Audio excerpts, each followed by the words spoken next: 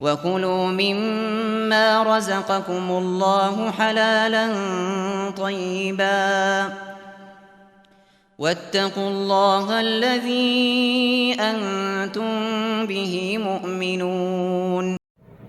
بسم الله الرحمن الرحيم والصلاة والسلام على رسول الله أما بعد.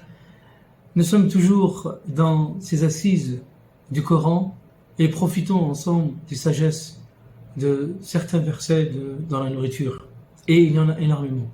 Et on va essayer de parcourir tous les versets qui ont un trait à l'alimentation et bien sûr à la santé de notre corps et à la santé de notre corps. Nous allons vivre ensemble ces magnifiques versets qui nous poussent à aimer et bien sûr à nous rapprocher de notre Seigneur.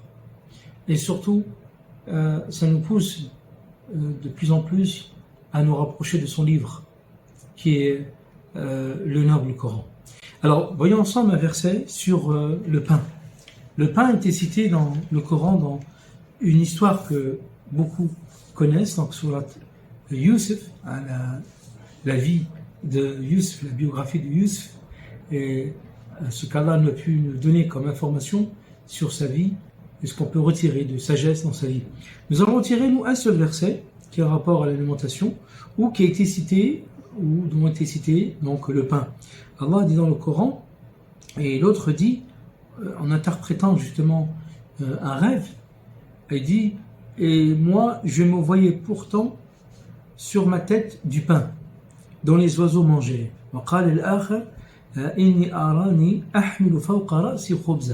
Donc, verset 36 de Surat Yusuf, et à partir de là, nous allons tirer des sagesses de ce verset. Alors, qu'est-ce qu'on retire du pain? Et quand on parle du pain, bien sûr, on ne parle pas le pain blanc, le pain industrialisé. Je parle du pain complet. On parle du pain complet, que ce soit le pain au blé complet ou bien sûr le pain qui est fait avec de l'orge, mais surtout le pain au blé complet. Parlons du pain complet.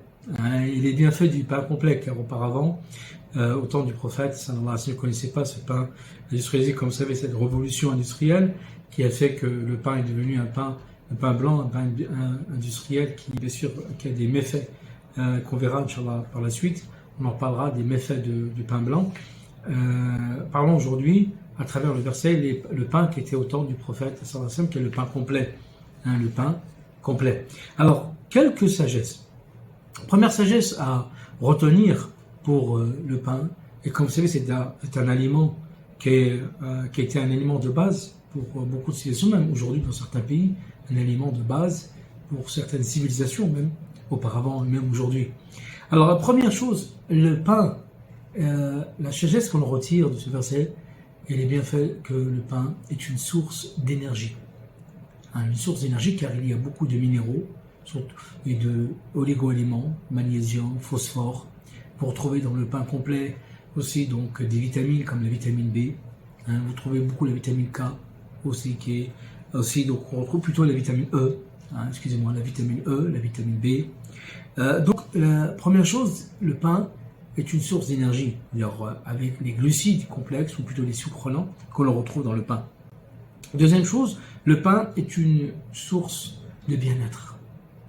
Le pain blanc, constipation, stress, ballonnement, gaz. Le pain complet, source de bien-être. On ressent plutôt le repos. On ressent plutôt à travers ces vitamines qu'il y a, comme la vitamine B et aussi la vitamine E. Aussi, troisième sagesse qu'on retire du pain, c'est bien sûr les effets favorables sur le transit, surtout quand c'est un pain complet. Je parle où il y a beaucoup de fibres.